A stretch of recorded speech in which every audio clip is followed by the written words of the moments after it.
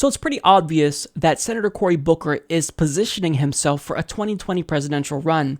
So in an effort to boost his national profile and presumably give him something to brag about in 4 years, he decided to break Senate tradition and testify against his colleague Jeff Sessions during his confirmation hearing to be Trump's attorney general. Let's watch. I know that some of my many colleagues are unhappy that I am breaking with Senate tradition to testify on the nomination of one of my colleagues, but I believe, like perhaps all of my colleagues in the Senate, that in the choice between standing with Senate norms or standing up for what my conscience tells me is best for our country, I will always choose conscience and country.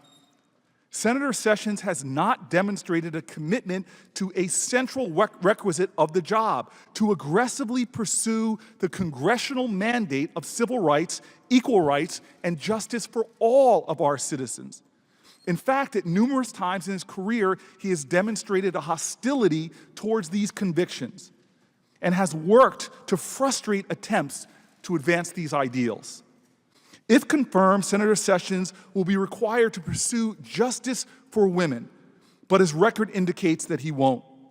He will be expected to defend the equal rights of gay and lesbian and transgender Americans, but his record indicates that he won't. He will be expected to defend voting rights, but his record indicates that he won't.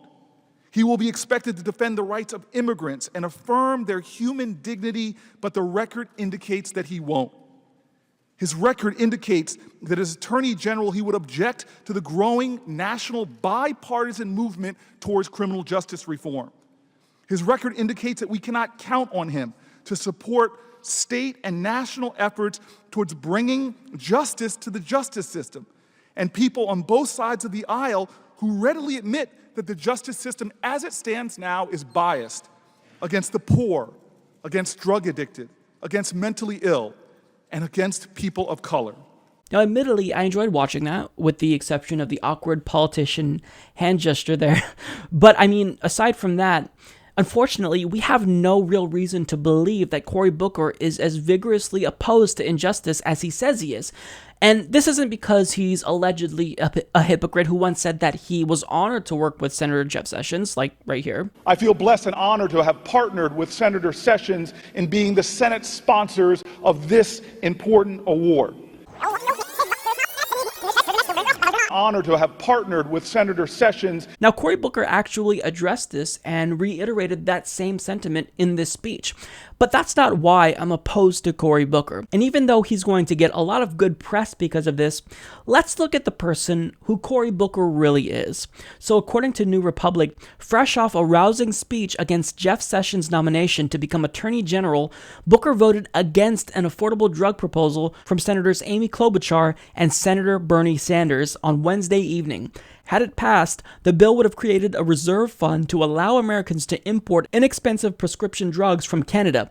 Booker was one of 13 Democrats to reject it, a boon to Big Pharma. Now, if you're wondering how someone who seems so self-righteous, who claims to care about doing the right thing, could vote against something that's a no-brainer that would obviously help out the American people, well, the answer is very simple. He sold out. So when you look at Cory Booker's campaign contributions, he has accepted nearly $386,000 from the pharmaceutical industry, almost $243,000 from health professionals, and $368,000 from the health insurance industry. So in total, Booker accepted almost $1 million from the health sector. Now, Cory Booker clearly made this vote exclusively to appease his donors in the pharmaceutical industry.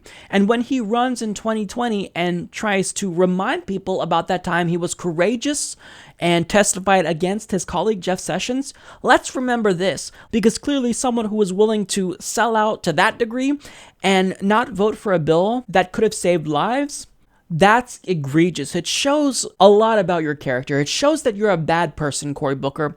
Now look, there were more people than just Cory Booker that voted for this. Now I want to highlight Cory Booker because we know he's going to run for president in 4 years, but let's also call out these other 12 Democrats who were cowards as well. So we have Michael Bennet of Colorado, Maria Cantwell of Washington, Thomas Carper of Delaware, Bob Casey Jr. of Pennsylvania, Chris Coons of Delaware, Joe Donnelly of Indiana, Martin Heinrich of New Mexico, Heidi Heitkamp of North Dakota, Robert Menendez of New Jersey, Pat Murray of Washington, John Tester of Montana, and Mark Warner of Virginia. All of these so-called Democrats are sellouts. They're loathsome, and their action here was detestable. And if you dislike what they did, I suggest you call them and you voice your grievance to them. Call Cory Booker and let him know that if he decides to run for president in 4 years, we're going to remember this traitorous vote that he did. He betrayed the American people. And if he thinks that his speech that he gave to Jeff Sessions will overshadow this ridiculous vote that he did to appease his donors, no, he's got another thing coming. We will remember this in 4 years, Cory. You messed up bad. You betrayed the American people for the oligarchy, and that's unforgivable. That in the choice between standing with Senate norms or standing up for what my conscience tells me is best for our country, I will always choose conscience and country. Why the fuck you lying? Why you always lying? Oh my God, stop fucking lying. Support this podcast by joining the independent progressive media revolution today at humanistreport.com.